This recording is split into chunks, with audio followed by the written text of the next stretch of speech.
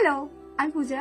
Welcome back to my another mini blogs. আশা করি তোমরা ভালো আছো, আমিও ভালো আছি। হ্যাঁ, ভিডিওটা ছিল আমার এক্সামের লাস্ট ডে, আর আমরা চলে এসেছি বালাজি শপে। হ্যাঁ, যেটা তোমরা ভিডিওতে, ফেসবুকে, ইউটিউবে অনেক দেখেছো। অনেক সেলিব্রিটিরা এই বালাজি শপের ওপেন ডে দিনকে এসেছিল।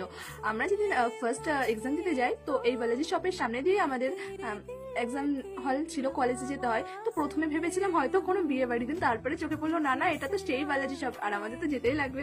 তো সেকেন্ড এক্সামের দিনকে যাওয়া হয়নি, তো থার্ড এক্সামের দিনকে আমি তো বাড়ি থেকে ভেবেই রেখে গেছি আমরা কিন্তু এই শপে যাব। আর ওই দিন ছিল আমাদের দুটো এক্সাম একসঙ্গে, মানে ওই 4টে নাগাদ আমরা হল থেকে বেরিয়েছিলাম। আর হল থেকে বেরিয়ে আমরা সোজা চলে এসেছিলাম বালাজি শপে।